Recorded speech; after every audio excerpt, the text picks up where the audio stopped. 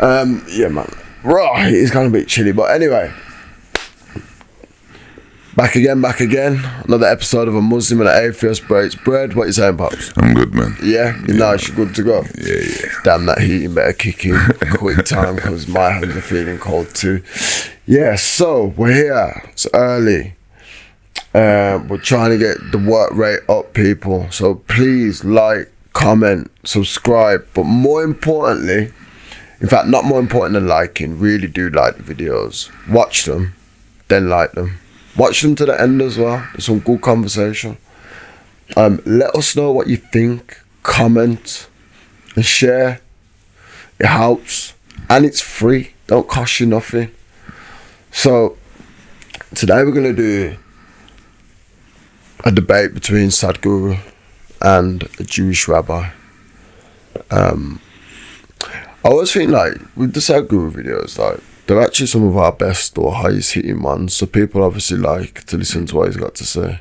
Because even some of the ones that I put up, they done 3 years ago, but they will always do. He's got an really audience, well, hasn't he? Yeah, exactly. Then it gets people want to see what people think of the philosophy, beg your pardon. So yeah, okay, so we're going to jump straight into it. Huge debate between Sadhguru and Jewish rabbi.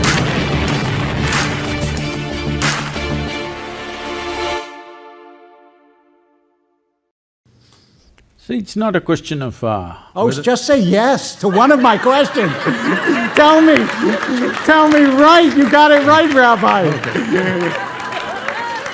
Okay. I'm working here. I think that, when I speak to our high school students, I always tell them that the indispensable quality to live a good life is courage. Because what you're describing actually takes a lot of courage. It's not easy to be able to change your ideas. It's not easy to be able to change the pattern of your life, and you have to have a certain amount of courage to allow someone to trample on your ideas, because fear is a very powerful motivator in that drive to self-preservation. See, we have given lots of significance to various psychological modes and moods that our intelligence takes. We can call it fear, we can call it courage, we can call it love, we can call it hate. But it is just different shades that your mind takes at different times. All this is only because it is in constant compulsive reaction to something around you. In reaction, if somebody is nice to you, you fall in love with them. If somebody is nasty to you, you hate them. Like this, in reaction, so many things are happening. This is a psychological and social phenomena. This is not an existential reality. Love is not an existential reality. It is what's happening within you, it's your emotion. What is it? Give me an existential reality that doesn't happen within you. Well, life is. You're alive right now, this is existential. Well, it's pretty in you, though, the life, right? I mean, I don't know, the modes of life, the only thing that I have a problem with in the way you said it is you said it's just the way your mind. And it seems to me that… Let me put it that this love way. is a profound reality in people's lives, as is thought or learning or all these things that may seem transient but are in fact, I think, deeply rooted in the human experience. Let me come to that. So it's like this.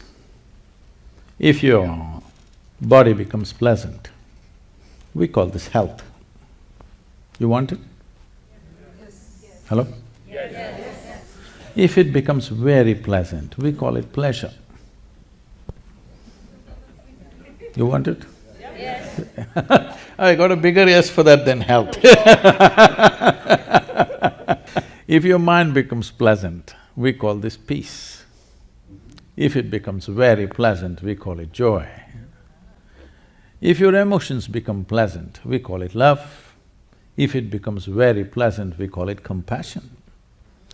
If your very life energies become pleasant, we call this blissfulness. If it becomes very pleasant, we call it ecstasy. If your surroundings become pleasant, we call this success. Only for success, Only to make the surroundings pleasant, there is a challenge because you need the cooperation of all the forces which are here. But to make my body pleasant, mind pleasant, emotion pleasant and energies pleasant is 100% my business. But right now, what is entirely your business, you're trying to handle it like a social phenomena, so it looks so complicated and all the problems associated with it. But actually, you being peaceful, you being loving, you being joyful, every human experience happens from within you. Whether it happens with external stimuli or its own self-start, this is the question. What I'm asking you is, you remember, maybe you don't, you're still a young man. See, that was pleasant. So, if you had a car in 1950s, you would park it on the slope and in the morning you need two people to push the car. Later on in 60s, crank start, you need one more person to help you. Today everything is self-start, you have a remote which starts your car these days. Now you're driving a car which doesn't even start, it just goes. So, it's just upgradation of technology.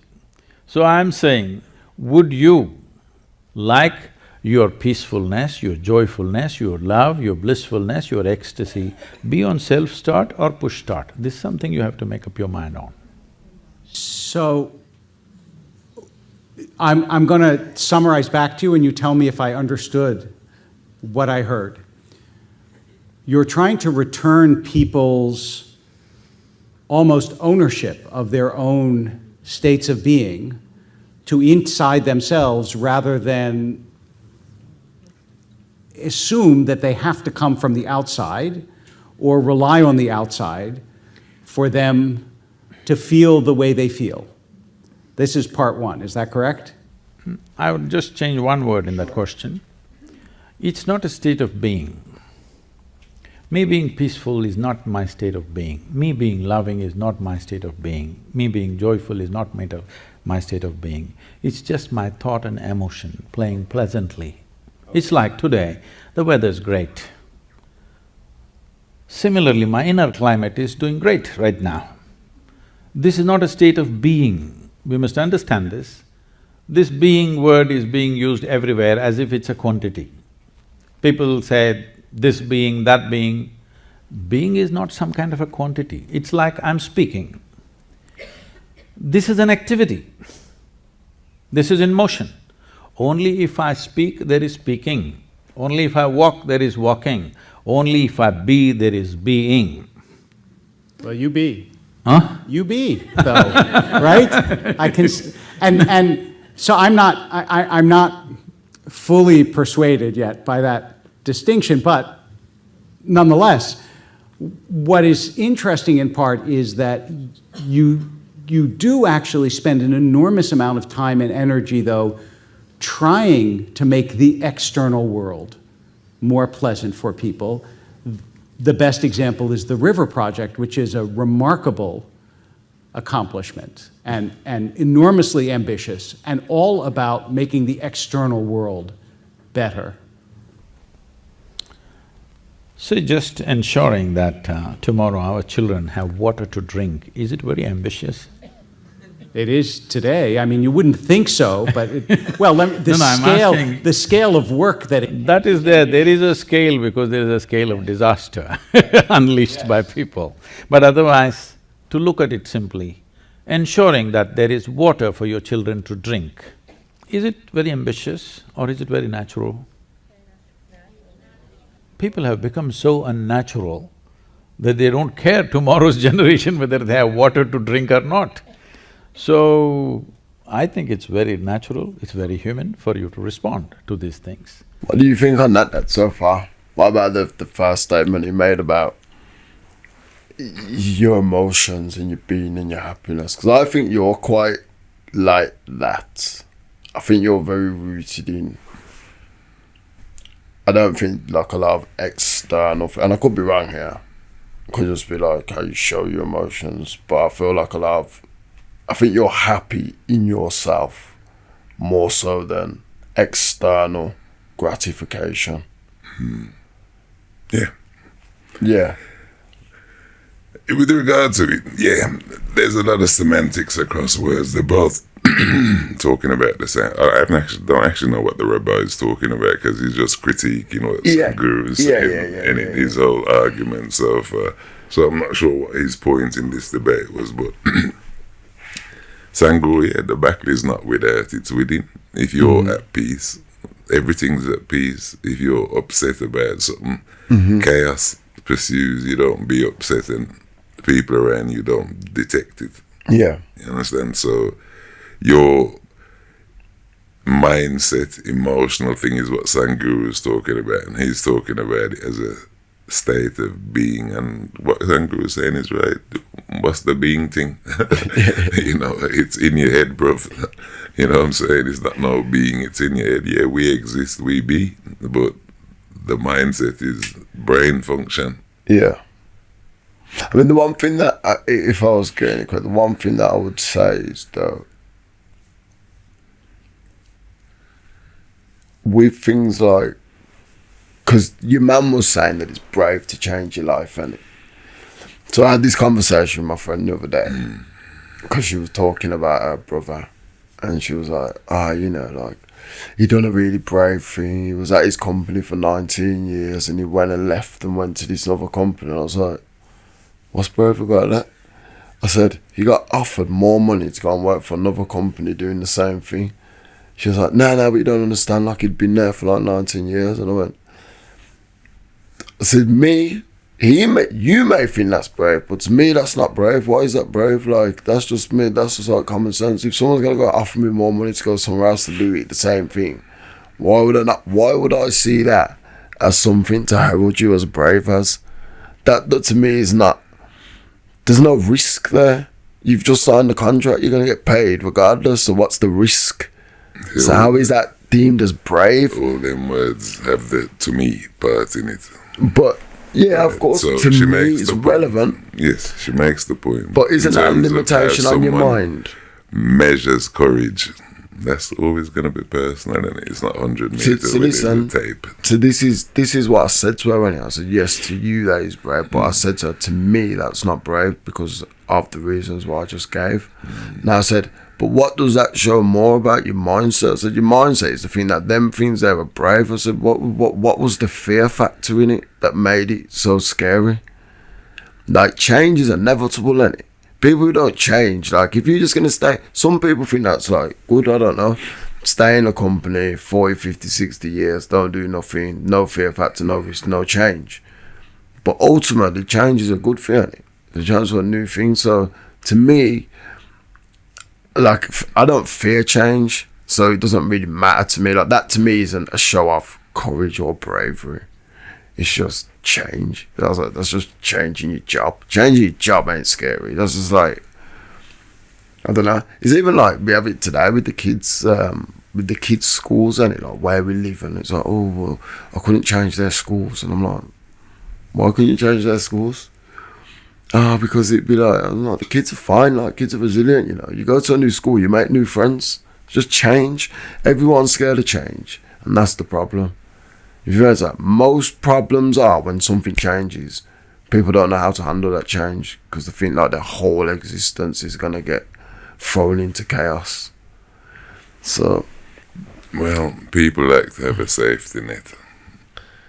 That's the bottom line. Even for people who go through change, if you dig deep enough, you'll find there's a big net plan somewhere in there. If all failed, then you understand? So, yeah, there are those entrepreneurial, pioneering people who, let's go for it. Yeah. But a lot of those people have a safety net, even though it may fail, and they may not think it through properly, but in their mind, boy, if it goes belly up, then... Yeah, there's got to be a safety net, but I think it depends what you think is a safety net. Like, if I think realistically my safety net is, I know really, if anything ever happens, because I'm one of them people, and I would just risk everything for everything, like, fully. Like, I probably see something, go home and be like to the missus, like, I've just put the house up as leverage for something. Like, do you know what I mean? Like, because it's gonna work. If it don't work, don't worry, we'll start again. Because I feel like if you do something, what does that statement mean? We'll start again. well, this is what I'm saying. We'll start from the bottom. That's the safety net statement, anyway. Yeah. Don't worry, I got it covered. But not even Safety, without making a say. For me, it's, you know, what is your safety net? What gives you? my mum's sofa. Right. I was waiting for you to say it rather than me say it. And you know that sofa's so big enough you and everybody can fit on it. So this That is what I'm is the saying. safety net. Yo, that's how it is. Everybody got a safety net plan now. Change is when that safety net ain't there. So my plan changed recently. Yes. Because I always had, no matter what happens, I got a phone. That's it, and I'm going to be good. It hasn't really changed. It hasn't changed at all, to be honest. Just a broader definition of it. But everybody has that fallback. Even, they say the only constant is change. Yeah, 100%. The only constant is everybody changes every day, but it's how you see that. For some people, like they say, they do purely success. They're conscious of their success. Yes. But they're not conscious of the other things that Sadhguru pointed out, when they're happy, when they're sad, when they're this. So it's just the aspect that you're looking at, and you focus on that point in time. Again, I don't know what the hell the Rabbi is talking about. He's just asking Sadhguru, state of mind, state of being. Semantics, who cares? Yeah, we get the point. Move on. Yeah. All right, come. Thanks. But the essence of work is not in that. These are unfortunate needs of our times in which we exist. If I was here 100 years ago, I wouldn't be talking about rivers for sure. So rivers are not my project. Unfortunately, I see a disaster unfolding, so something has to be done about it.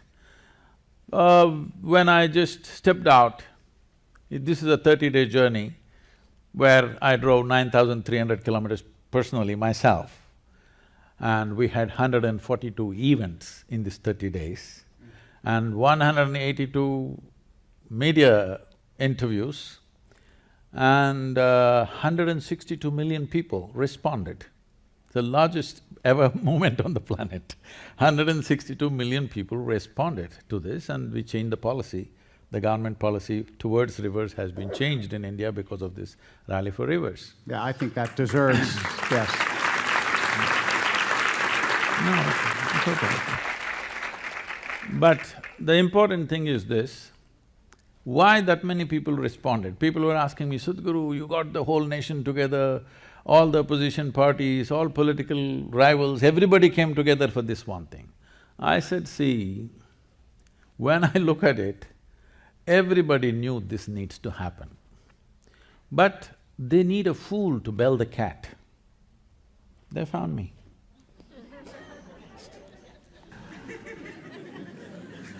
How is your message, your essential message about life and how to change your life and how to improve your life different in different places?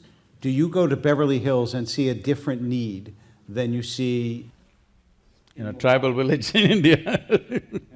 No, not at all. They would like to think they're different, but they're not. They just complicate simple things. If I go to a tribal village, directly those ladies will just come and tell me what's their problem. If I come to Beverly Hills, they go round and round and round, take 3 days to tell me what's the problem.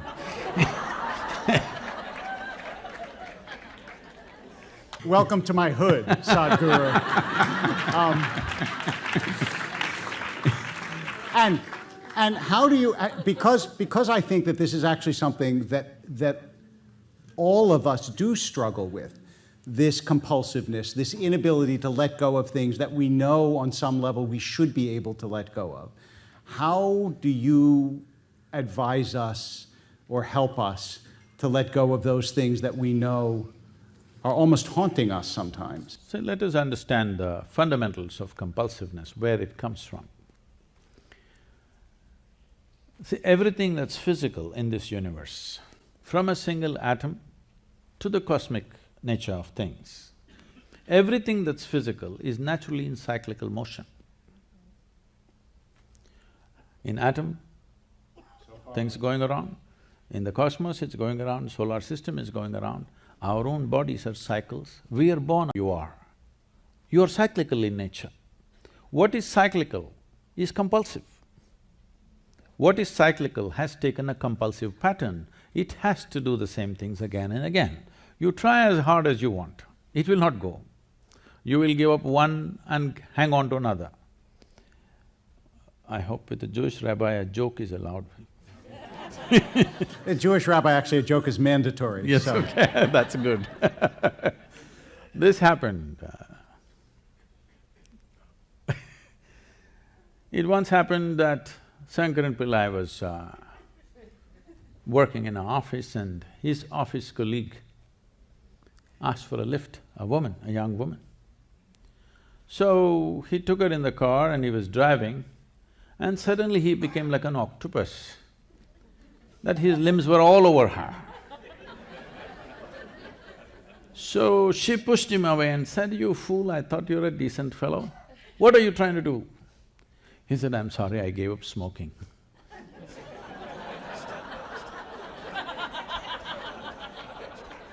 So, if you try to beat compulsiveness with force, you will switch from one cycle to another cycle to another cycle. Keeps happening. Fundamental thing is this, you are so strongly identified with your own physical nature, inevitably you will be cyclical, do whatever you want. So this is why what spiritual means is that your experience of life becomes… something within you becomes larger than your physicality. Physicality includes your thought and emotion. This is… Yes, no, I mean, what I was going to say, two things. First of all, I think when people talk about whether they're religious or not religious, physicality becomes your thought and emotion, right? He's talking about a guy pervs on a woman in a car and said, "Sorry, I gave up smoking." Yeah. What's the relativity? You agreed with it there? I don't understand that. What he's trying to say is that compulsiveness can manifest in different ways. So, no, what he's trying to say is that when you try and fight your own nature, it comes out in a different form. So, because we're living in cycles, like a cycle is compulsive, yeah. Right, so define… So the joke was, obviously he's just defined it in a joke, that's why he says, I'm allowed to tell a joke. But what he was trying to say is, listen, it's like this, isn't it? You stop smoking weed, you start smoking cigarettes. He says, when you really truly want to stop smoking, you're gonna want to stop smoking, innit? If you force that stop, you're gonna move from doing one thing to just replacing it with something else. Right. That's what he was trying to get at. My struggle in understanding his example is compulsiveness is repeat, right? Yes. So at the point where he's using the example of a man who suddenly pervs out and then stops, is not compulsiveness, unless he's saying this man compulsively was perving on other women as well. Or what he's saying, it's an action. So for example, yeah, that is what he was saying, isn't it? Right. Like the action becomes… Right, but compulsive means repeat. That was just one incident where, gotta stop smoking. Yeah, but so that the is smoking a joke. was the repeat. But it's a joke, isn't it? That's just the joke. That's the joke the bit. change, isn't it? The joke is to say the change. You've just stopped smoking, but your body still like has to do this. It's like when you see people stop smoking and they have to pick up pens, or they have to pick up something, or they have to stand with something in their hand, innit? So you stop smoking, but the action's still the same, innit? Like you still have to do something with your hands because you're used to that. So that's the compulsion. It's like the habit. I think you fixated on the actual joke like a bit too much instead of the meta. I completely missed the joke. Is that you know, because I'm just thinking, man's why would you go from perving? Why, hang on, we're kind of passing over the important part, talking about What kind of example is that? You man tries to molest a woman and says, "Oh, at the end of it, I stopped smoking." Didn't she get out of the car? Or Forget that. They're not religious. I actually don't believe that's the distinction. The distinction between people are materialists and non-materialists. That is, those who believe that non-material things are real and spiritual realities are real. And the reason that I bring this up in part is because I know that one of the things we had talked about addressing is the question of mysticism. And it seems to me that both our traditions share a belief that the world that you can see and touch and feel is not all there is. And just now, as I understood you, you were appealing to the non-physical parts of ourselves as a sort of antidote to the over-reliance on the physical part of cyclical compulsiveness. See, it's not a question of… Just say yes to one of my questions. Tell me right, you got it right, Rabbi. Okay. I'm working here. Yes, but…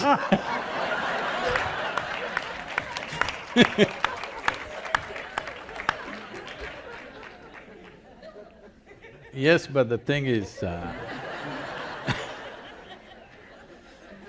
it's not something that we have to believe in.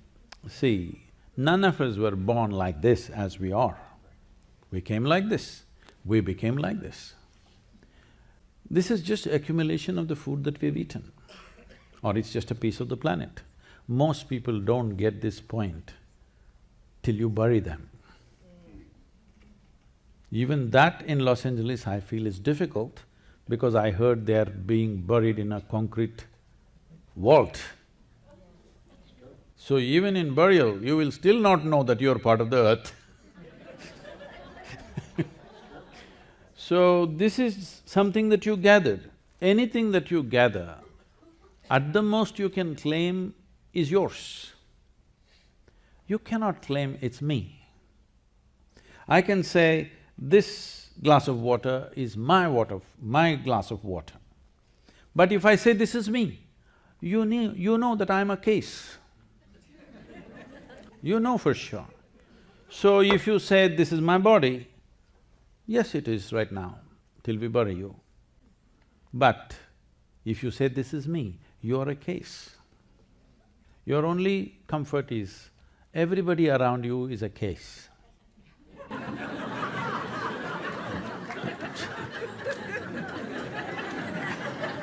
This is how it is in an asylum. The only nutcase is the doctor.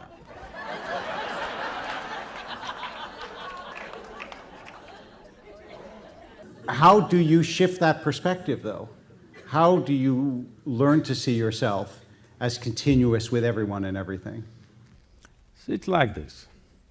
I'm agreeing with that. We're good, we're good. See, this is my body, that's your body, distinctly separate, at least right now. Till both of us are buried. Till then, this is my body, that's your body, very clear. This is my mind and that's your mind, very clear. But there is no such thing as my life and your life. There's no such thing. This is like, I'm sure at some stage in your life, when you were in school at least, you blew some soap bubbles, huh? So that's my bubble, this is your bubble. Poop, it goes. There is no such thing as this is my air and this is your air. This is a living cosmos. You captured some, I captured some. How significant a life you become. When I say significance, not how significant you are in the society or in the world. It's not about that. As a life you become significant because you have captured that much of life which overwhelms the puniness of your own mind and physical body. Within you, the life that you've captured is a larger dimension than the body that you have gathered and the information that you gathered in the form of your mind. When the life that you are is bigger than your mind and your body, no teaching is needed. You're simply conscious about that, that's all. It's not that you believe that. That's a living reality for you. So my whole work is to bring people to a dimension of experience where the life that they are is larger than the mind that they are. Life that they are is larger than the body that they are. So you don't have to give a teaching or a kind of a belief system. Naturally, what is most dominant becomes you, within you. And the way that you bring people to that dimension of being or dimension of existence is… See, as there is a science and technology for external well-being, there is a whole… Now, I would need to rewind that again a couple of times to understand what he's saying there fully, even though I'm still using the bubble. Yeah. Basis for it, but You mean the times of talking about being dominant? I thought that when he says about… Let me rewind it quickly. Let's get a rewind on that. well, I'm gonna go with left-handed, right-handed there. In school at least, you blew some soap bubbles, huh? So that's my bubble, this is your bubble. Oop, it goes. There is no such thing as this is my air and this is your air. This is a living cosmos. So I get to this point, I got it. You understand that? Because that's true, innit? Like you can't… No one exists by themselves. Life is the air. Yes, but it's also the fact of when he's saying like, you know, this isn't like your body's not you, innit? Because essentially when you die, you're gone, but your body's still here. Do you understand? Like, so No. your body isn't you. Yeah. So yeah, To a because degree. that's what I'm So, saying, innit? Your body's I'm gonna still go here. back to the bubble. Go on. The bubble comes and that's you, and the next bubble comes, that's someone else. But when it Pops. bursts, Yeah. you're still there, but you're just not one, you're all one. Yes, yeah. But this is where I think the science comes into it, innit? That's when you talk about physics and, you know, like your energy can't be destroyed.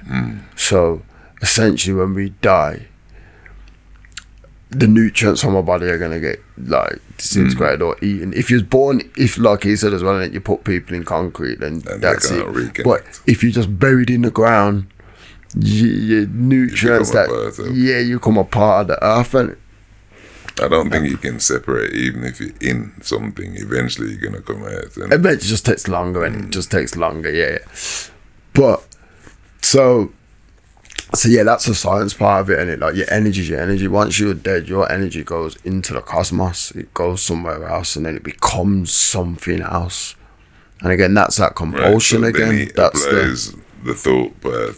So this is the part we thinking need you, to- which is where it gets confused, right? So as a bubble, I've got my own thoughts, my own thing. Then I Yes. become part of the whole.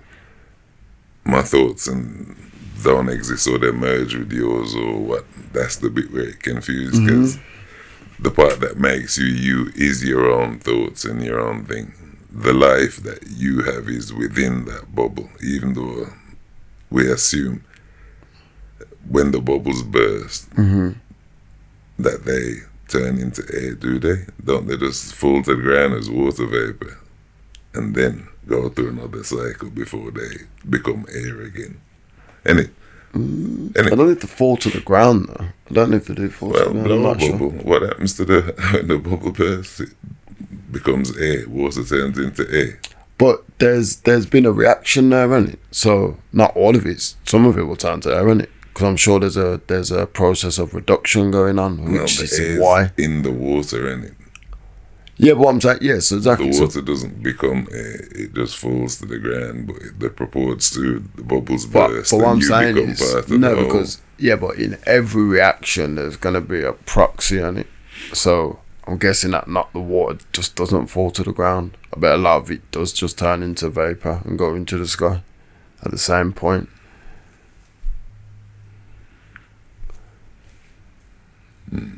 Cosmos. You captured some, I captured some.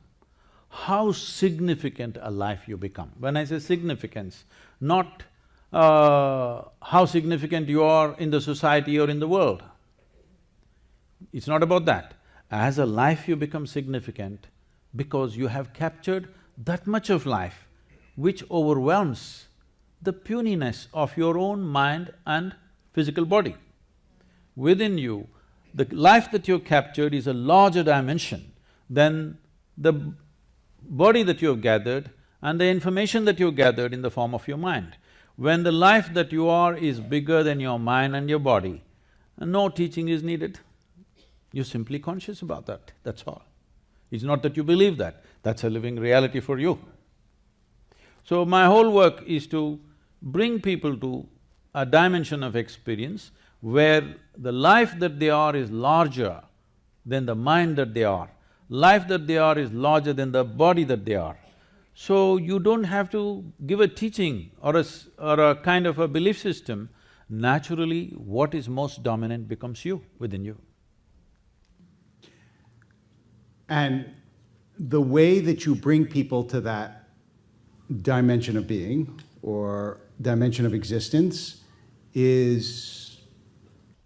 See, as there is a science and technology for external well-being, there is a whole science and technology for inner well-being. The problem that happens in every tradition is, over a period of time, generation after generation, it gathers moss. So much frill it gathered, nobody knows where the skirt is. There was a French Catholic writer, Charles Piguet, who said everything begins in mysticism and ends in politics. And I think that in religious traditions, that's exactly… Yes. There's a great deal of truth to that. So how do you scrape the barnacles off the boat or the moss off the tradition and identify that kernel which can actually expand people's sense of what they are a part of, but what they are only a small part of? I think I came with a huge advantage that I'm completely uneducated, refuse to be educated. Why I'm saying this is, it is not easy to remain uneducated. Because from the moment you're born, the moment somebody sees a child, all the adults want to pounce upon the child, wanting to teach something that's not worked in their life. Parents, teachers, every kind of people. The moment they see a child, they want to teach the child something. It's very clear. When you look at the child, the exuberance and the joy that the child has and the adults are the way they are, obviously it's not worked for them, whatever they know. But they want to teach it to the child. So I refused this one influence on me.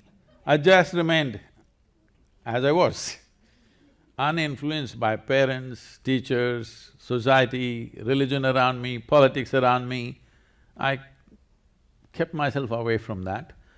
If you keep yourself away from identifying yourself with just about anything around you, anything, including your genetics, your society, religion, politics, economics, whatever is happening around you, if you're not identified with anything, it is natural for human intelligence to find its way. Nobody has to teach anybody anything. If you just make sure children don't get identified with you, hello? That you don't want that, you want them identified with you. Because it's your legacy, it's not a new life, it's your legacy. You want to live after you're dead. You want them to be just like you in so many different ways. If you don't have this problem, if you leave them alone, just nurture them so that they're not influenced by anything, you will see the world will be full of mystics. I'm not persuaded. I agree. Very true, very true. I think we all do that as well. Like we try and we definitely try and like live for your children, 100%. Like the whole legacy thing. And someone said to me the other day that legacy is just a new word for ego. It's like all like the people who now like somebody with their kids then. I don't know if they're kids or not, but it was just they were just having a conversation about like people who are like everyone knows what you're hearing now is everyone say they want to leave legacy. Like what we were talking in terms of work and it not necessarily children. We was like, but that's just ego. When you say like, it's just a way of saying like really you're a narcissist. Like, you know what I mean? Like, you want to leave a legacy for users, or you want to have a legacy? In work. A legacy in work. Yeah, like a legacy in work is that, like, because I always say it, like, I want to leave something that lasts when I'm gone, innit? That's legacy, something to help people.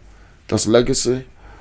And they're like, yeah, that's because you just got ego. Like, you don't want to say you're egotistical, so it's not about you, is it? They say, like, yeah, but you're one of the people who say it's not about you.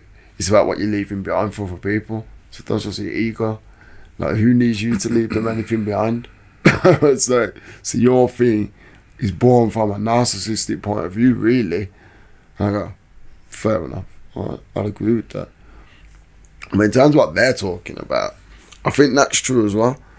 I think if you leave your kids to just be whatever they're going to be, unidentify with society and what, because we're seeing it all the time now, isn't it? Like, it's true when he says everyone wants to teach you stuff that don't work.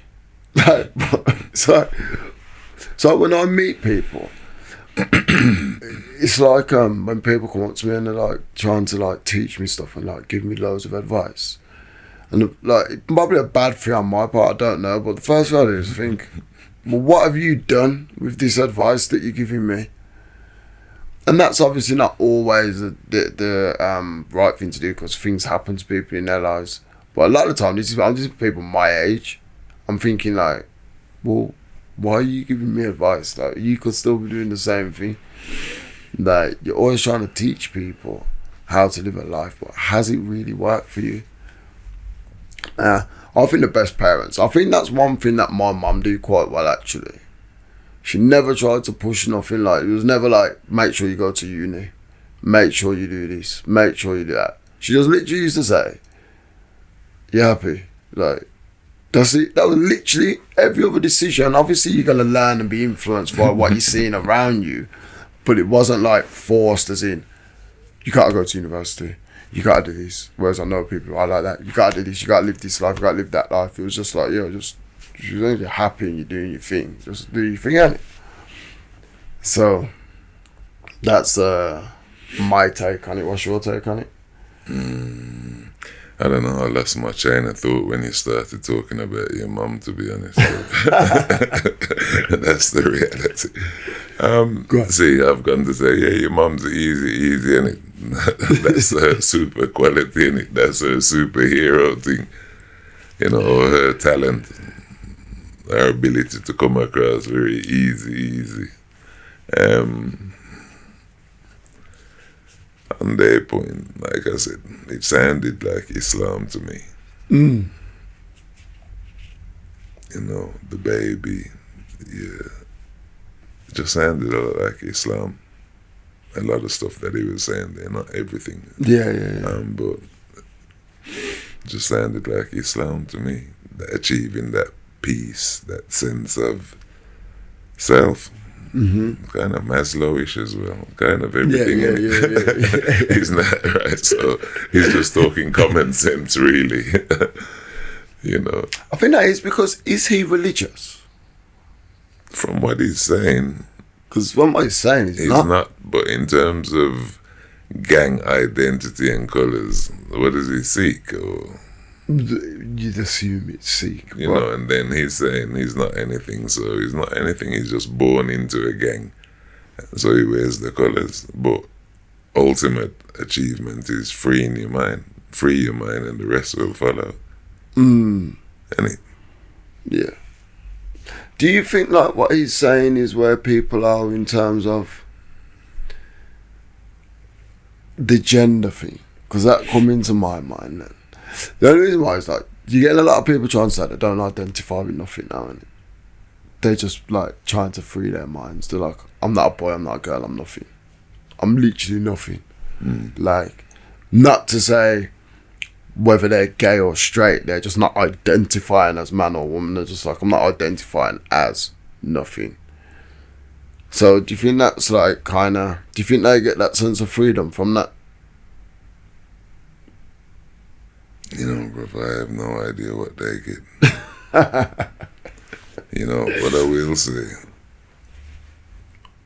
I've been good with anybody who's good with me my whole life. I never started considering whether there was man, woman, or beast, to be honest, you understand? It's They're just people. put on the table for me to think about it, man, as though, you know, you gotta Consciously think about it. Thank God I was in the middle in the first place, you know, but now I gotta go left or right. And you've got the argument and the teachings and the development of free argument in junior schools instead of just secondary school. So they've lowered the age of the debate, and to an age where people don't even know how to make a decision because they're going to be confused. Yeah, but that's a whole different conversation. But yeah, I 100% agree with you. 100% agree So with you. I don't really know about that. But It's like, it's weird, isn't it? Because First of all, okay, there are three things that you said that I'm not completely persuaded of. One is that you never learned anything. When you say you're uneducated, you spoke a language, you knew your neighborhood that you lived in, you learned how to eat and what foods to make. You learned lots of things from the people around you. There's no way you could have survived had you not learned. That's one. Wait, I'm not done. Number two, I want you to know that when I had a child, I didn't want to teach her the ways that I was that didn't work for me. I rather wanted to teach her the joy that I found in the world and the beauty. And I teach her poetry and I teach her wonder. And I think a lot of what I teach her expands her. I'm sure I've taught her some things that she would say, gee, I wish you hadn't taught me that. But I really do believe that most parents want to teach their children not the things that didn't work for them, but rather the things that they found in the world that are extraordinary and wonderful. No, I did not mean didn't work in that sense. See, the only thing about the adults or the parents is, the only qualification you have is you landed here a few years earlier, yes. All right? Nothing else. Hello? Isn't that so? Yes. You just came here a little early. Yep. So what do you know? You know a few survival tricks that the child does not know. If you want to teach them business, you want to teach them how to survive in the world, fine, you know better than them, of course. But as life, the reason why everybody loves a child is because child is a better life than the adult, in every way.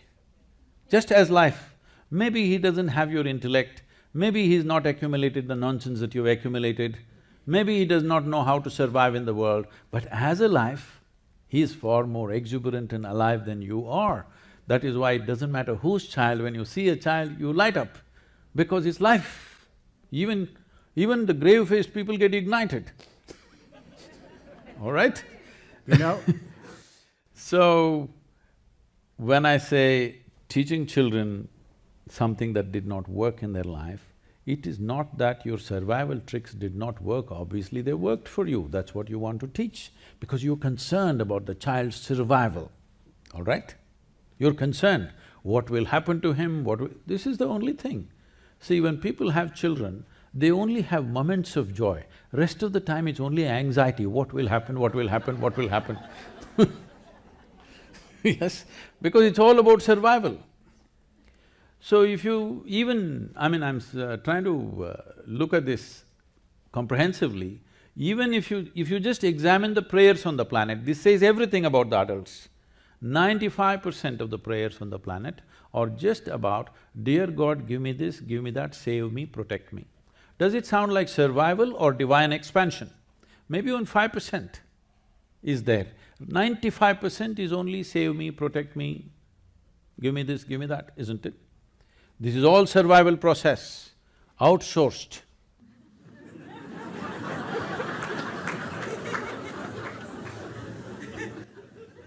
Well, I admit that you are the first person that I know who preaches a desire to uneducate people.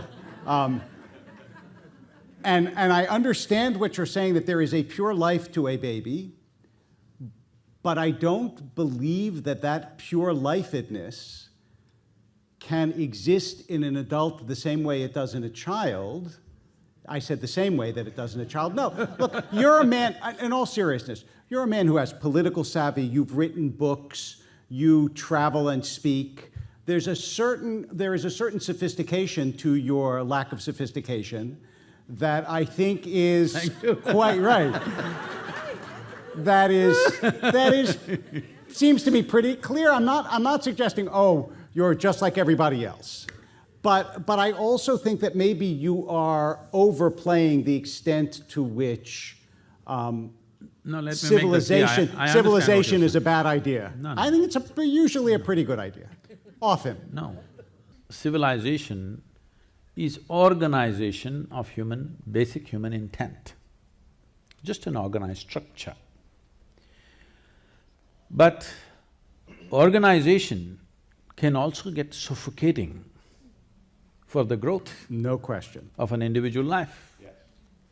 When you are 5 years of age, let's say, when all of you were 5 years of age, how joyful, exuberant and alive you were, and how you are today. Though for all of you, I can see life has worked out very well, better than you would have imagined for many of you.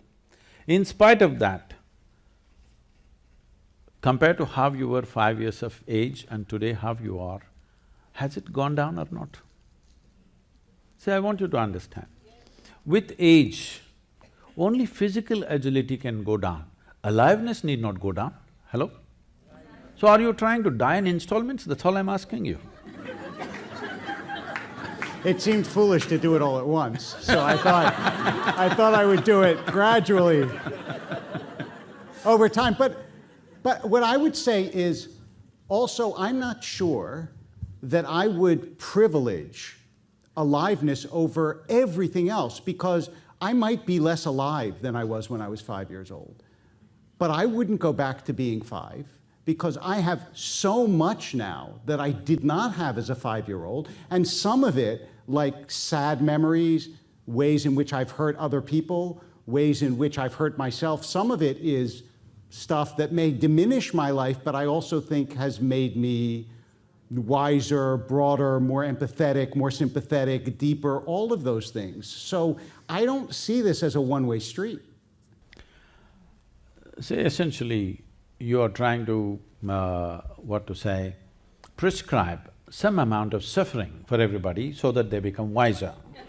No, I'm saying that a certain amount of suffering is inevitable, and once it happens to you, I'm not sure, you wouldn't choose it, but I'm not sure that once it happens, when you look back on it, you would say, it didn't actually allow me, in some ways, to deepen myself. I don't think that that's unfamiliar to your religious tradition. It certainly isn't to mine. No, I was just about to clarify that. When I said I came with an advantage, I did not belong to any tradition as such. I did not identify with any tradition, nor they could put me into any tradition. This is all I did. I did not identify myself with anything. Just to tell you to what extent. I was around maybe 12 years of age, and in India, our mothers and parents generally, they're not given to everyday profess, I love you, this and that. There is no verbal expression of love. They live for us. We know the question of whether they love us or not doesn't arise because their lives are about us.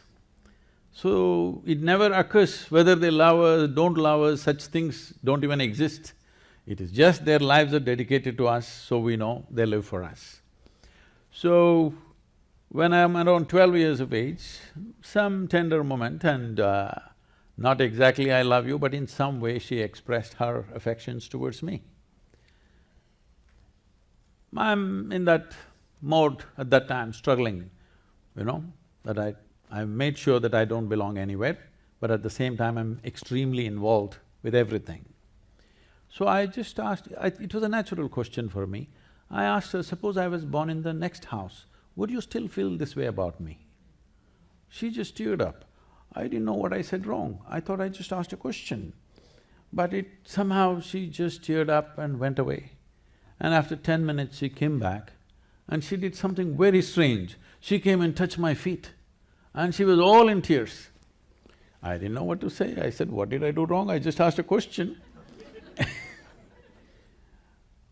But when I look back later on, when things changed within myself, I saw that she saw the point, she got it in such a profound way.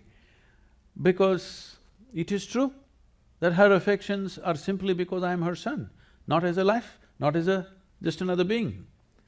If I was somebody else, she wouldn't feel the same way. When she realized that, she just kind of, an expansion is also cracking up,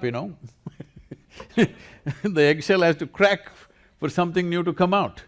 So, I just kept… See, if your intelligence is not aligned or associated or identified with anything, it is natural for human intelligence to seek relentlessly.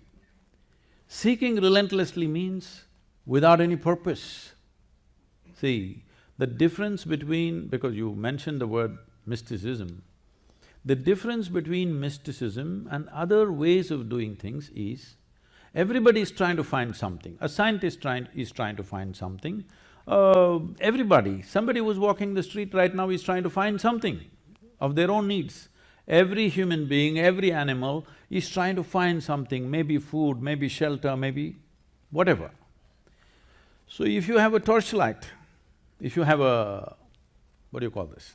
Flashlight. If you have a flashlight, you have focused light, you're trying to find something. You only see this person or this person or this person. What mysticism means is, you blew your flashlight, it became a flare. You saw everything the way it is. And after that, you are never the same again.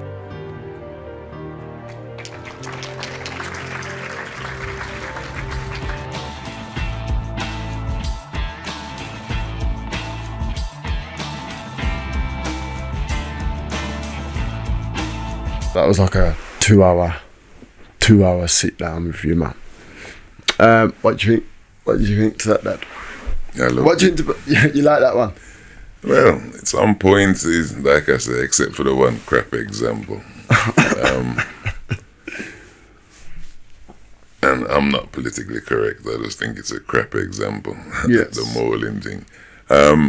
But his bubble example was good, and then this one that he just used there and I was just about to say that. I like that because that's just made me think about being purpose-driven. Because I probably don't say that much anymore, but I used to always think like, I got like a purpose on it, like I'm purpose-driven, like this is going to be my purpose. But the way this world is, it does leave you so narrow-minded, doesn't it? Like, your focus is on one thing and achieving that one thing. There's so much other stuff you're gonna miss being in that purpose. it's possible. So that was… I did like that as well, to be fair. Like what I don't like is too many words to say. Just say what you're saying. Now, long-winded, and obviously Rabbi is playing devil's advocate in this particular role because he's not making any strong point. He's just giving him a chance of course, yeah. clarify and make the point more deep, I believe. But he's very set in that motion. I'm in a state of embryonic stage. His mindset is to be that child and like that child in every aspect, aside from what I really do. But where I am is I want to be like that child, just open. And is that a good thing? Yeah. Is it a real thing though? Is it reality? Yeah. You meet some people and they're really nice and you don't know why, and they're like that. Children. They're just like that, bro. I don't know what else is messed up in their life, but they just kind of, when it comes to dealing with the public and that thing, they just, so to me, everybody you meet has a sheet of paper attached to them with the crimes they've committed against you. And when you say someone's got a blank sheet, some people just nice all the time. You don't count their crimes against other things. You just say, boy, I don't like them because they're left-handed, or I don't like them because they got short hair or long hair or black or white or fat, or, you just take them at source. They're just genuinely nice people. To me, that's the state he's talking about, not the state of the baby. Yeah. But the state of being open to now. You don't know about their debts. if they're getting abused at home. You don't know any of that, but that person that you meet is where you like, and you so it's kind of a colorless thing. A baby doesn't actually have a school that he goes to or a house that, you understand? So you can't attach anything, but it gets attached as it goes along, because you can't exist in life without food, clothes, and shelter. Yeah, 100%. It's like you said, it's like survival, isn't it? There's certain things you need to know in it. There's definitely certain things you need to know. But I guess when we're trying to prescribe, and we all do it, everyone does it. You can see like our kids like mimicking us, or us teaching them a certain way to be, even when you know, like I see it all the time. So there's things that I probably would have done with my life now. This is an example of it. I was at my in-laws house the other day, innit? Well, it's summertime actually, weren't the other day. So I was at the in-laws, and all the grandkids are there, innit, running around.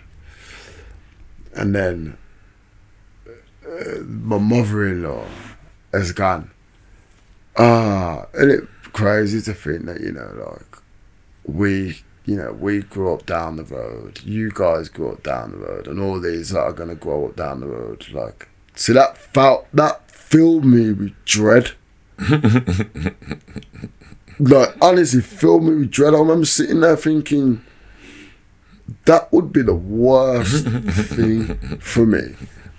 If my kids now just, like, they're just going to go up down the road, just always going to live here. They're not going to go and, like, do whatever they're doing, like, make their own way. So that's why I always think it's weird. Like, that's kind of one of the reasons why, not that I don't want to leave my kids anything, but I always kind of say, like, like, when people tell me, I've got to leave my kids this security and all this, I'm half of the hook being like, but I don't really want to leave my kids anything. One, I hope I'm alive when my kids are old enough that they've made their own success in it. So they're not going to need whatever pittance I've got to give them, because hopefully I get to see them go and venture out into the world and do their own thing and be their own people. But that does fill me like with dread, like trying to make our kids live our lives. But it comes in all shapes and spades as well, because it's even the road thing. I was saying to my friend the other day when he was trying to tell me about our kids being street smart, and like I was talking about like fighting and that growing up. I was like, yeah, but I was on about this. It's weird because I was saying, like, when we were kids, I used to look at the kids in my school who never had a fight, never got in trouble, just, went home, lived their life. Like, just lived their life, and it just good people. And for some reason, like, I'd probably look down on them people and think, like, you just lived there, sheltered. Probably I'd even was a boring, whatever, your life was what it is. But now as a parent, I'm thinking, isn't that the way you're meant to? That's what you want, in it. That's like the best life. It's kind of like, well, why would I want my kids to be going to school, like learning how, like fighting and running around like mad people? You want them to be like that. So, why would I want my kids to experience people like me? Yeah, so this is what me and my friend was having an argument, because he was trying to tell me, like, his kids got to be street smart. And I was like, well, why would you want your kids to be street? Because what I was trying to say is, like, I'd move out to the sticks. And he was like, oh, well, you move out to the sticks? I went, well, yeah, it's better quality of life, well, cleaner air, less people, less force for me to deal with. He's like, yeah, but your kids ain't going to be street smart. And I was like, why would I want my kids to be street smart? That's you, again, living, trying to get your kids to live the life you've lived. Why would I ever want my kids to be street smart? Why would I want my kids in the street? I want my kids to know if they're in a situation how to handle it, but what they need to be running around on the street for that. I don't think he meant that. No, that is what he meant. That is exactly what he meant, because I know him, like, he wants his kids to be, if they're out. Is he street smart?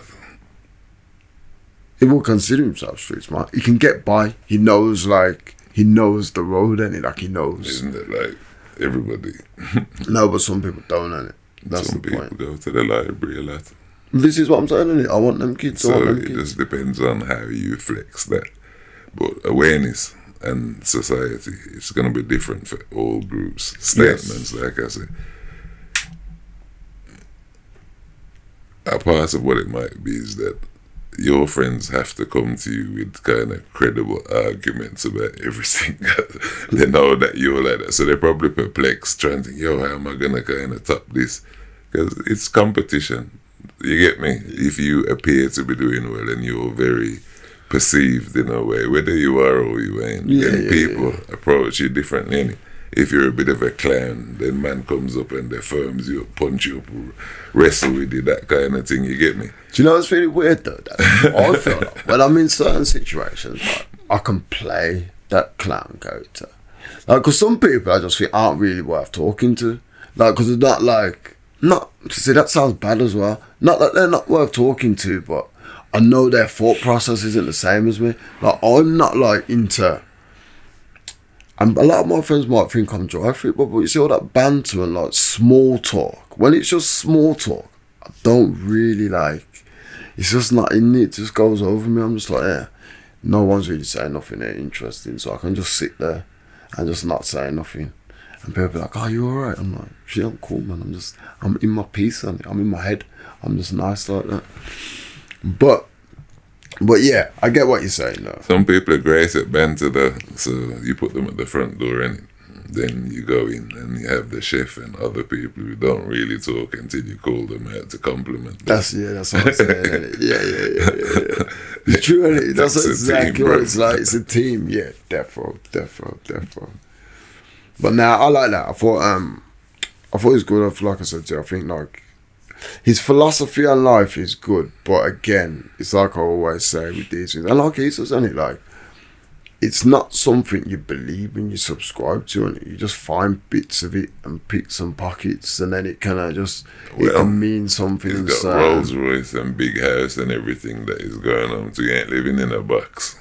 You get me? Yeah, so that's what I'm saying. His philosophy is great, and he manages to do it and earn from it. Yes. So his lifestyle, and he can stay in that Zen mode because he ain't got to worry about income. It's already coming from him being in Zen mode. That would be the same as Bruce Lee coming to America, you know, full of kicks and licks. He's going to make money. It's just he wanted to be popular and make money. He could have opened martial arts schools and just taught martial arts. You get me? But he wanted to be a film star and popular, and there's nothing wrong with that. You can do this both. is what I'm saying. Some So people he think you did can't do both. He did do both, but the price he paid for it was short life. One assumes a lot of work, I guess. My man here, similarly, I'm sure he's doing a lot of work, and the rewards are beneficial, and he just sells Zen. He looks objective from everything all the time. But I'm sure outside of that, man got good jokes around the dinner table and does everything else with his squaddies like everybody else. Just when it's work time, he's working. Alright then, so that was huge debate between Sadhguru and Jewish Rabbi. We out. Peace. Done for the day.